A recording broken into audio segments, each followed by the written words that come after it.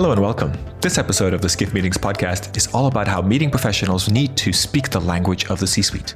My name is Miguel Neves and I'm the editor-in-chief of Skiff Meetings, and I'm excited to be speaking with David Kliman, the co-founder of Event Leaders Exchange and owner of the Kliman Group. In this episode, we talk about that real need for understanding business objectives, something that every meeting professional should really be interested in. We also cover how event program consolidation is linked with corporate culture. We talk about why community and belonging is what makes events great, regardless of how senior the participants are. We talk about neurodiversity and how this may change the way meeting experiences work. And we talk about what's top of mind for senior event leaders, including new workforce developments, sustainability, and the politics of meetings. Hope you enjoy listening to this conversation, and I invite you to check out the other episodes of the podcast. You can find them on our website or by subscribing through your favorite podcast service.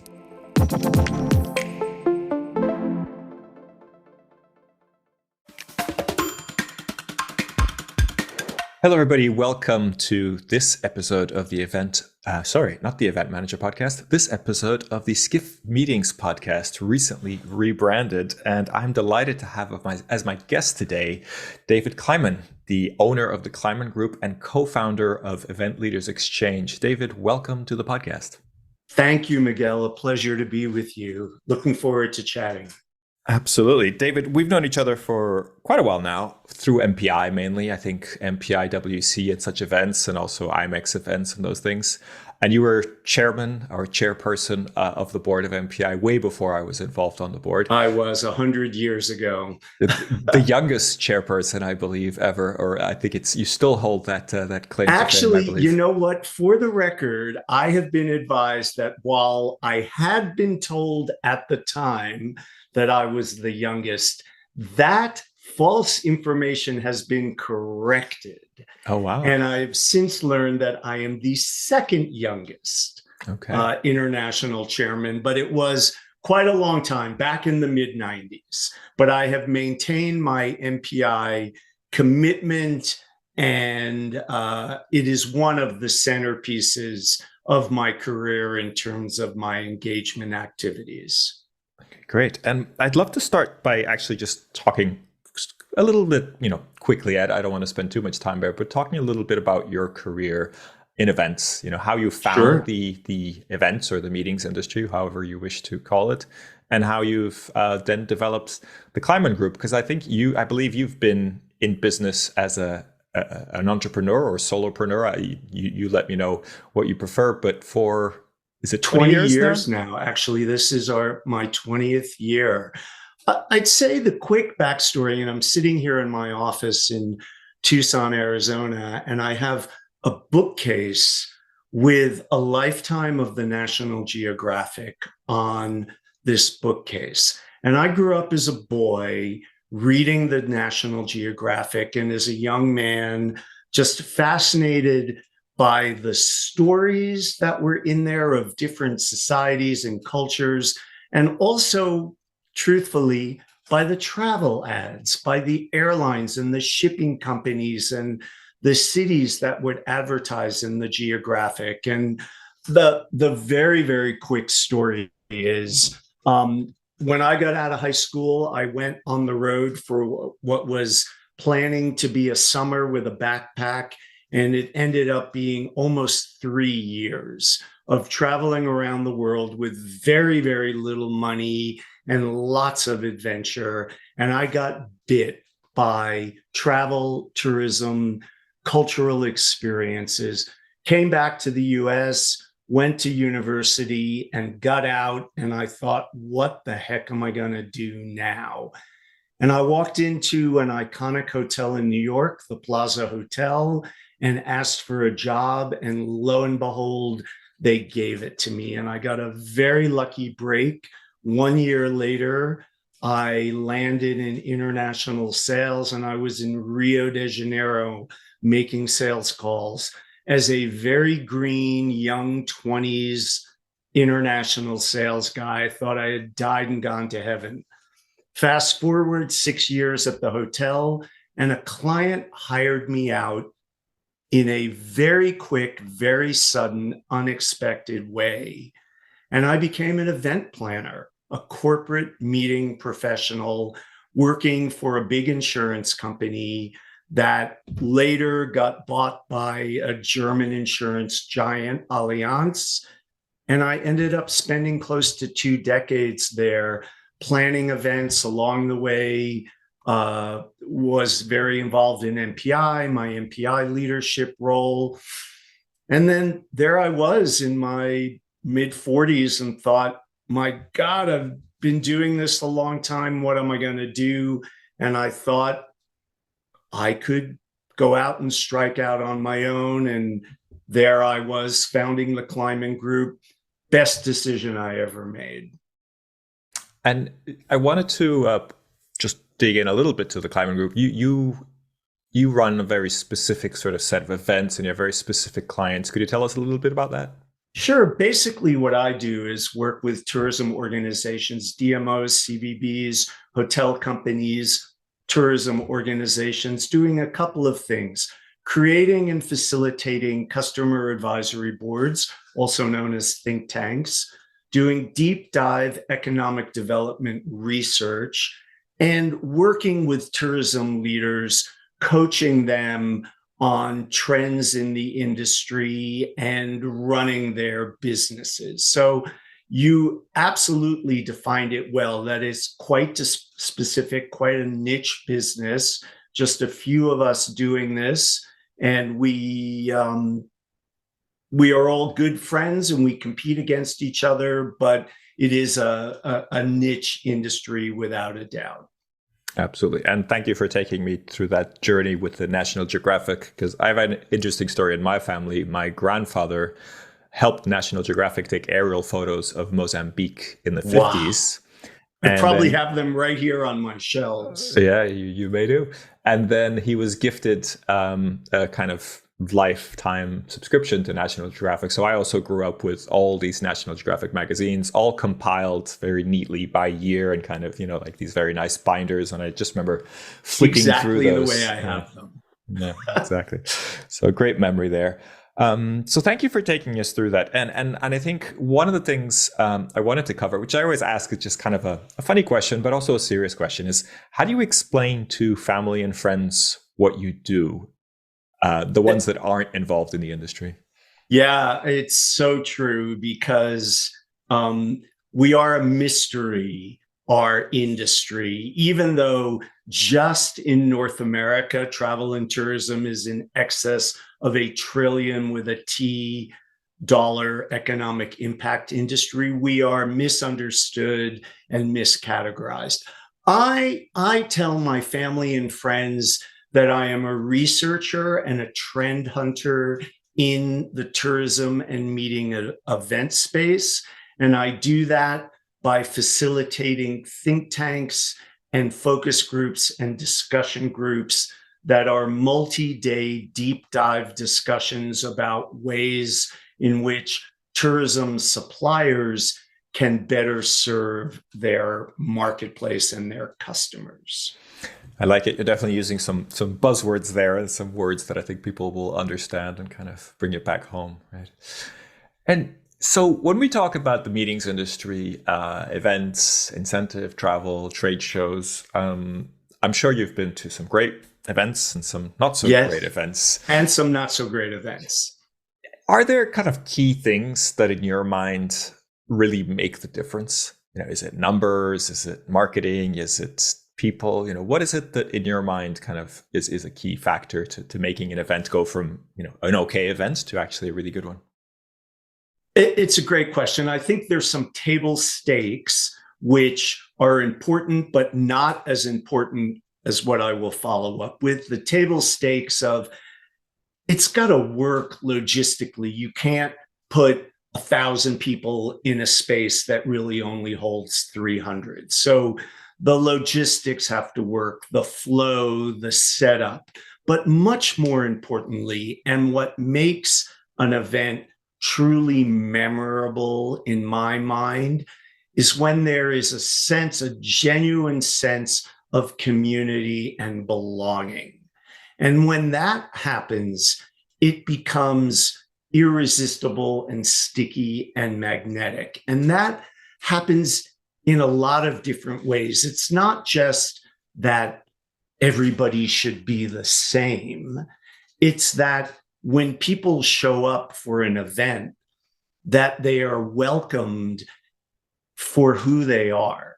And it might be that there's great diversity of people from not just physical or social or economic diversity, but from an interpersonal point of view. Not everybody takes in information and experiences the same way. When an event can produce an experience that is so inclusive and belonging that everyone feels that they have been included and that they have embraced the experience in a way that's meaningful to them, that's when you get that rocket's red glare of, this was a remarkable event. No, but I'm glad I asked. I think that's a really good way to encapsulate that. And just for the record, I mean, what would you say would be the number of events you go to that actually are able to achieve that? I mean, like as a rough kind of guidance. So pre-COVID, remember that pre-COVID? It sounds like a strange place now, right? Yes. So in 2019, in 2019, I probably attended 40, 45 events a year. And I would say that a handful, 10, maybe hit the mark. As we come out, hopefully on the other side of the pandemic, in the new reality,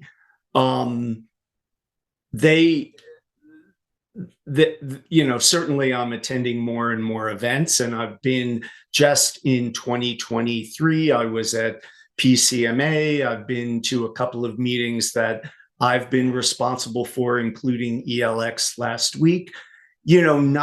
I think I've never been to one single meeting where from top to bottom it was perfection, because as in life, nothing is truly perfect.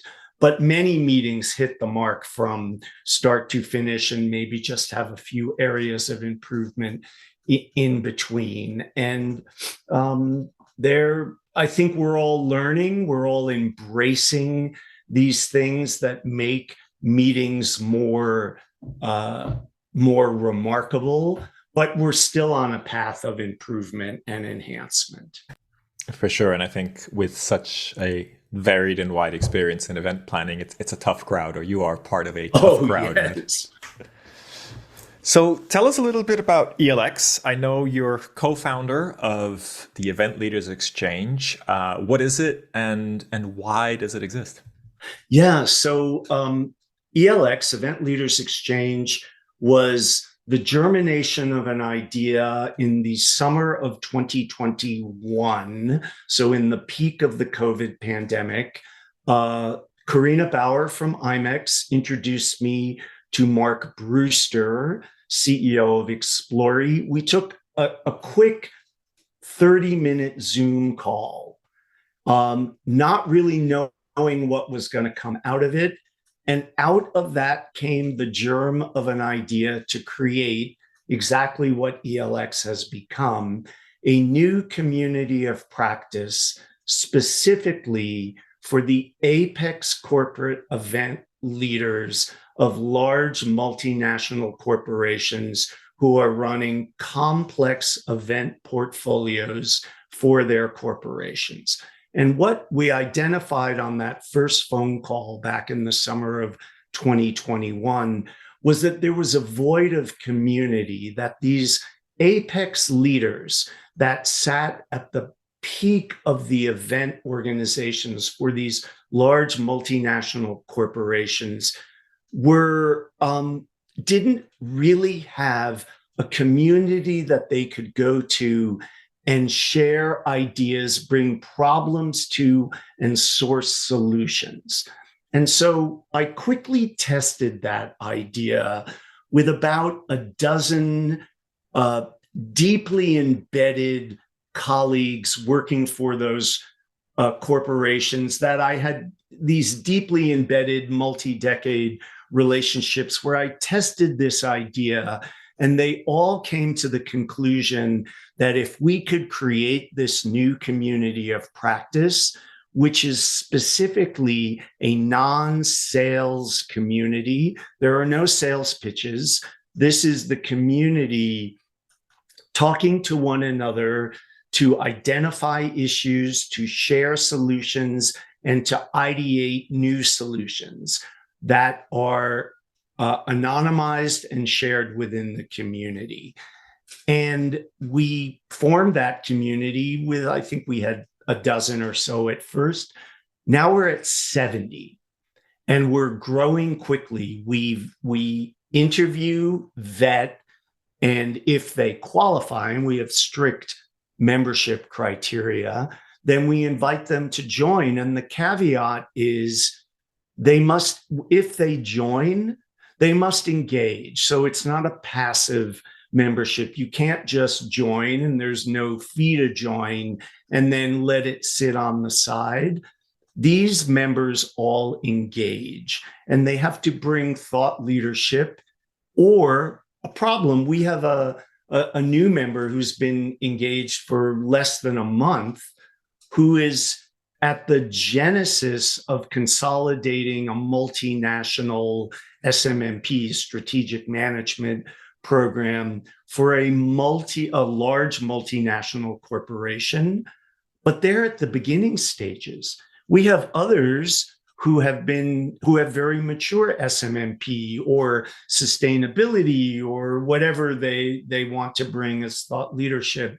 It's not that they have to be expert, but they have to be willing to engage. And this, frankly, the ELX community has grown incrementally. And again, we're vetting and adding people almost every day to the community. And we had a Congress last week in Chicago. Happy to talk about a little bit of what went on there. And that's the quick backstory of ELX.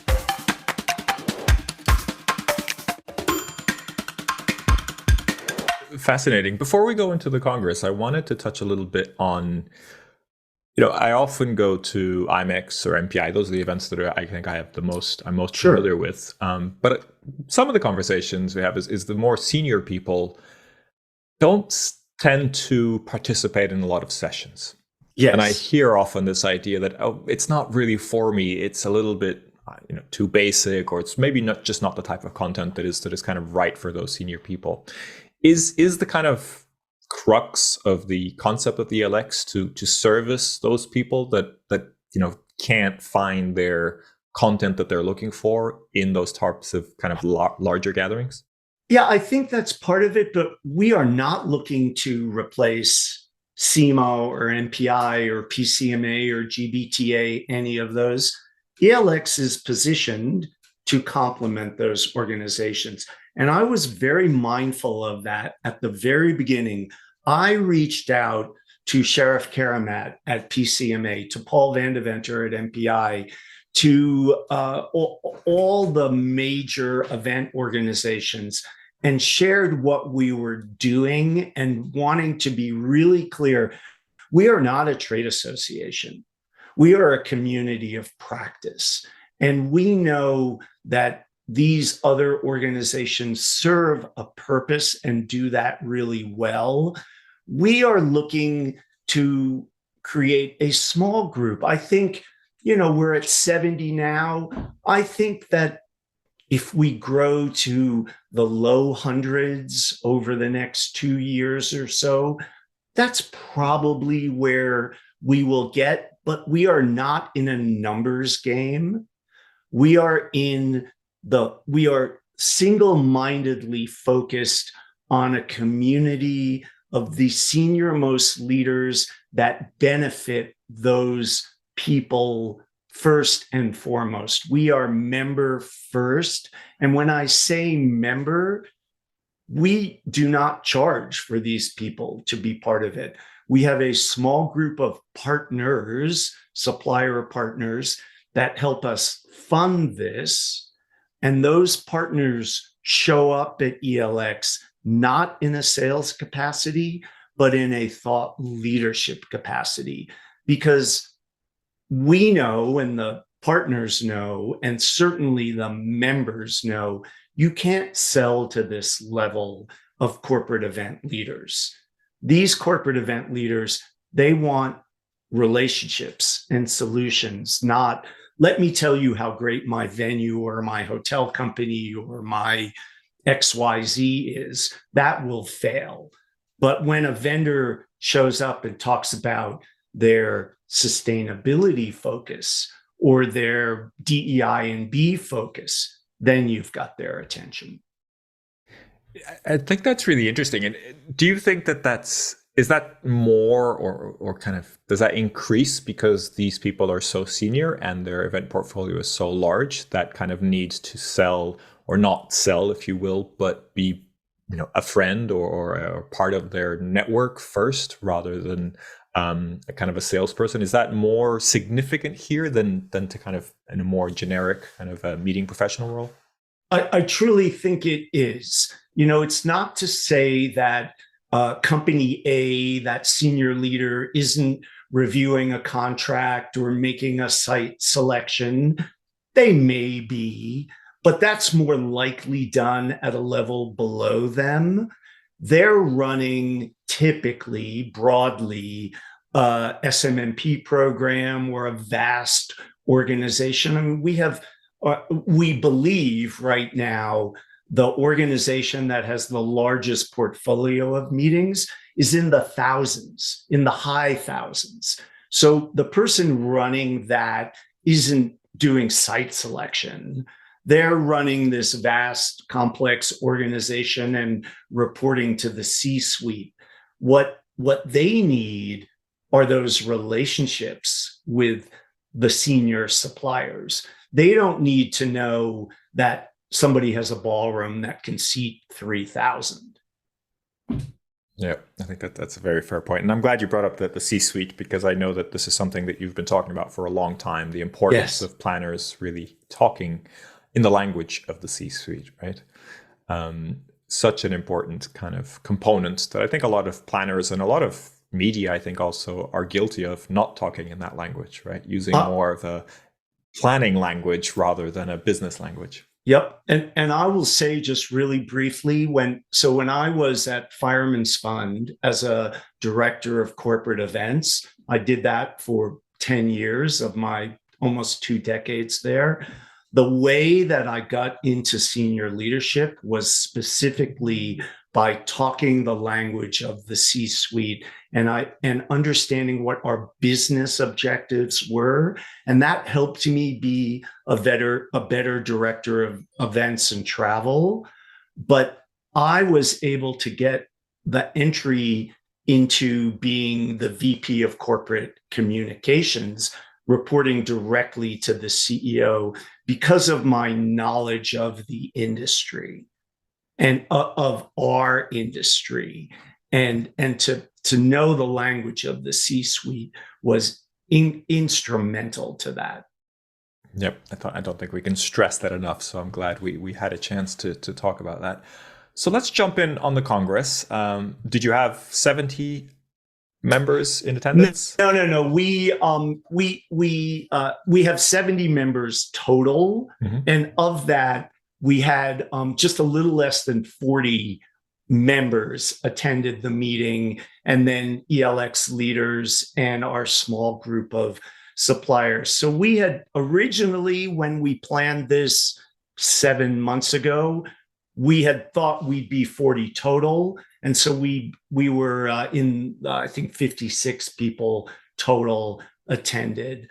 Of course, we had a few last minute cancellations. We had one Dallas ice storm who couldn't get out of DFW, one person who woke up with the flu. But, it's not a numbers game. It's a quality game.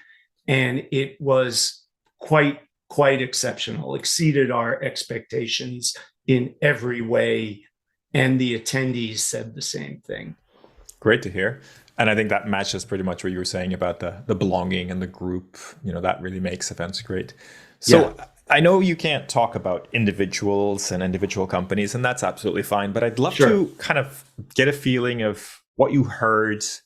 What's really concerning these real global planners, but particularly things that you found surprising. Things that maybe you came in and you weren't expecting. I think those are the ones that would probably be more interested in. But give us a kind of overall picture first, maybe. Yeah, I'd say one of the most interesting topics that came out of ELX last week, and I will say it didn't surprise me because I've been very involved with the companies that presented this at ELX, but the concept of neurodiversity and the impact on the event space was really an aha moment during the Congress. And when I talk about that, we long talk within business and within in the event space about diversity, equity, and inclusion, but adding to that, belonging. And this concept of neurodiversity and how that impacts event experience. And so there are some organizations that are embracing this at the C-suite level and down and putting significant resources around this. And that deep dive into this discussion of neurodiversity and the impact on the event space was breathtaking. And I'd say fasten your seatbelts because this is going to change the way the event space delivers the event experience. And it's so broad and it touches the neurodiversity spectrum and gets down to levels that are often invisible. Think of someone who is colorblind attending your meeting, and you have colors in your event space that might direct people, and not being able to embrace that and use that, completely invisible to the event planner. Think about hearing and the way people hear things, let alone personality traits of someone who's extremely extroverted or extremely introverted, or someone that is light sensitive, or on and on and on. And so that was a very, very interesting finding and discussion at ELX, and there are others as well. Please tell us more. I think that's one topic we're definitely covering. We have Megan Henshaw from Google speaking at our next event on the 22nd of February. So Great. That is a key topic that we are covering. Yes. So we're interested in exploring she that. is a true thought leader on this topic. So event program consolidation, some people call it SMMP, strategic meeting management programs.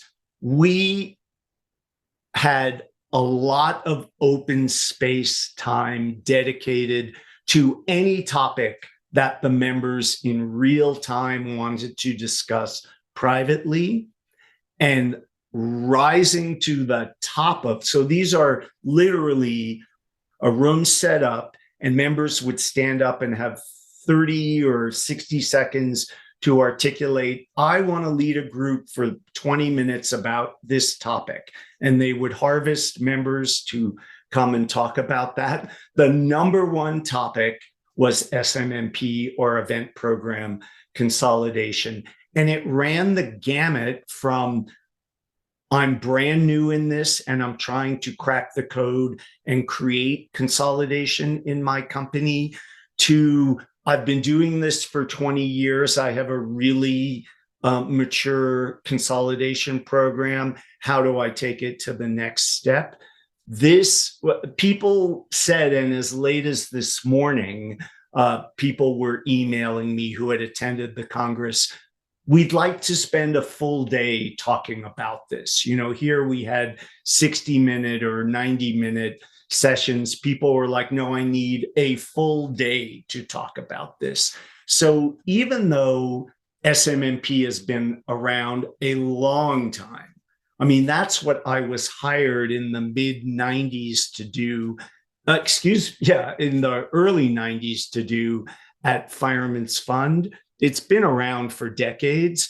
It still is something top of mind because there's, corporations have a wide spectrum of how they have embraced this. So certainly event program consolidation, SMMP, very much top of mind.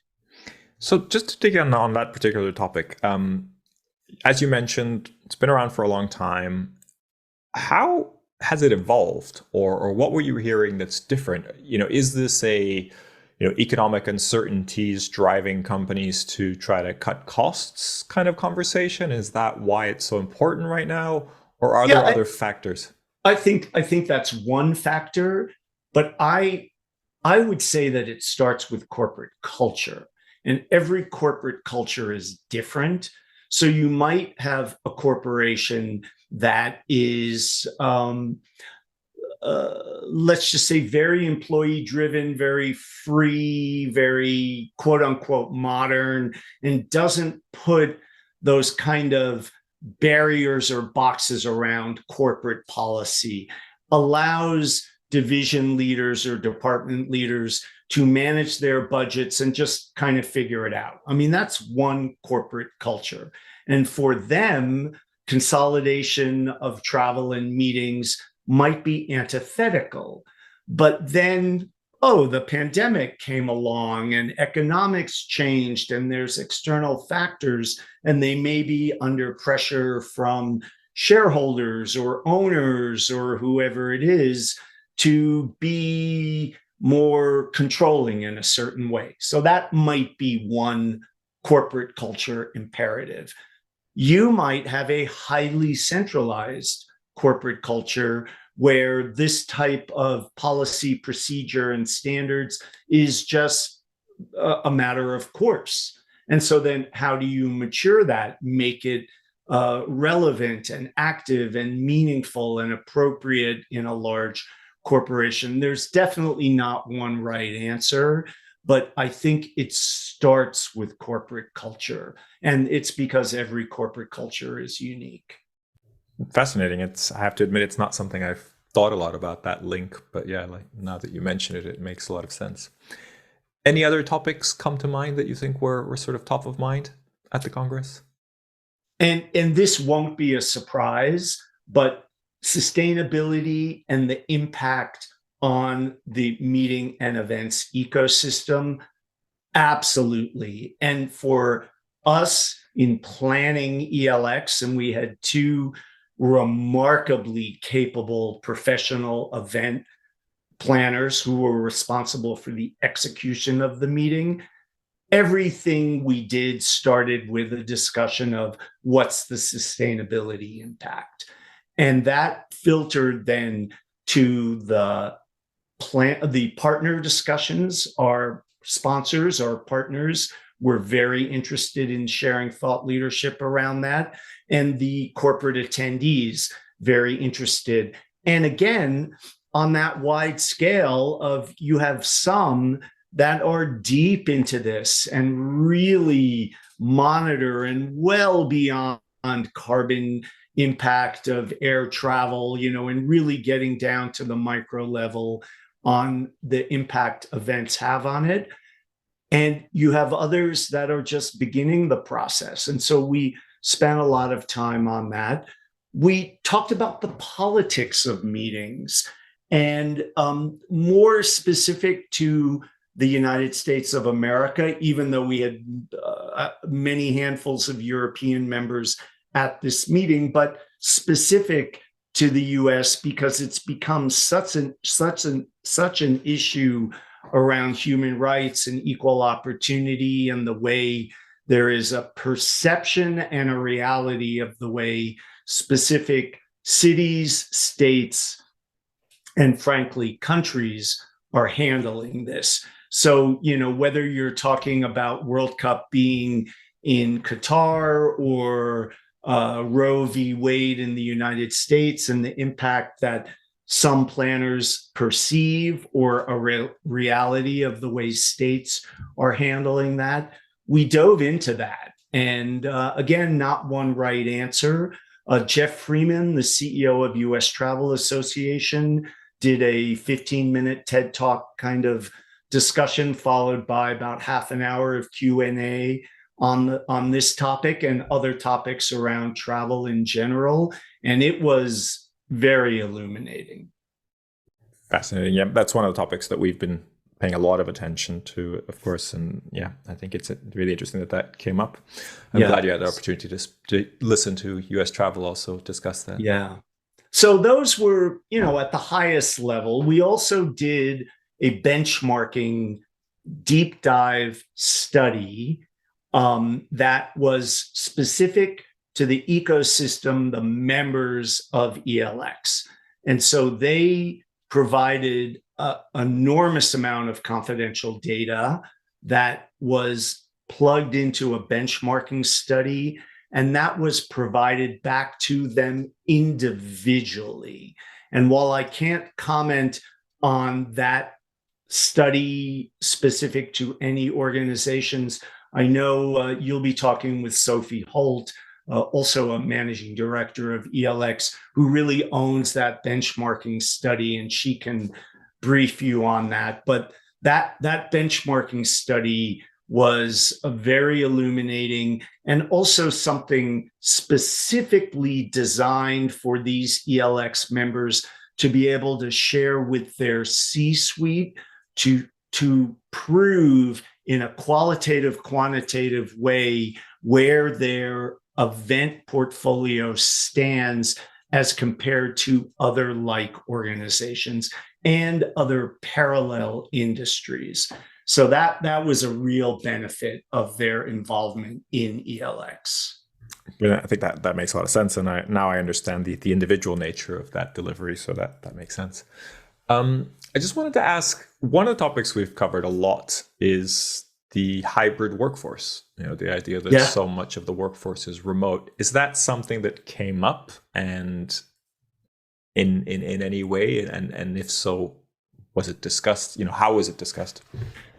Yeah, I'd say it wasn't a core topic, but certainly workforce in general was something that we spoke about at length. And within that, the concept of hybrid, remote, the new 2023 plus reality. And it came, I think, in a couple of different ways. Certainly attracting and retaining competent event professionals and what that looks like going forward. And one of the conversations was really landing on, it's no longer just the usual suspects. Finding somebody that's a great traditional event planner that rose up through the ranks, that knows not just dates, rates, and space, and how to produce an effective meeting logistically and from a content-wise, but who are the new event professionals that might look at event design from a neurodiversity point of view, or from a music point of view, or from a tactile point of view, and not just focusing on the usual suspects. And then on the supply side, certainly the topic of who's performing the functions when events are contracted in a destination or a venue, and that the workforce, the lack of workforce development and who's going to fill those jobs is certainly top of mind. Absolutely. Definitely something we're covering a lot, and I'm hearing that a lot, that whole future-proofing the industry in many ways is something that is reoccurring. And we have to expand. I just said it can't be just the usual suspects. And, hotel companies are looking at, before the pandemic, a hotel company wouldn't even talk to somebody who was, just make up an example, a housekeeper that couldn't work 35 or 40 hours a week, 5 days a week. Now hotel companies are talking to a housekeeper that might want to work 3-hour shifts between 11 and 2, 3 days a week. They're happy to talk to those people to fill a gap. But that's a real shift. And then extrapolate the housekeeper example to, whatever other job, both on the planning side or on the supply side, and you have a whole new reality of what workforce looks like. Very interesting. So wanted to start wrapping up, but also thank you for talking about the Congress. I think it's really interesting, and especially to understand what these global event professionals are really focusing on. We talked a little bit about challenges of the industry. We talked about, speaking the language of the C-suite, but I wanted to kind of zoom out a little bit and talk big picture, and wanted to ask you, what do you think, if you could kind of change things in the industry, what would you really want to change, or what would you want the industry to be able to change or shift in any way? I would love to see an industry that doesn't just look like me, that looks like the broad spectrum of what planet Earth is like. And I look around at a lot of older white guys in this industry, and that's what it was, but that's not what it is. This industry needs to truly reflect at every level what planet Earth looks like. And it is broad and it is diverse, and we need to get there.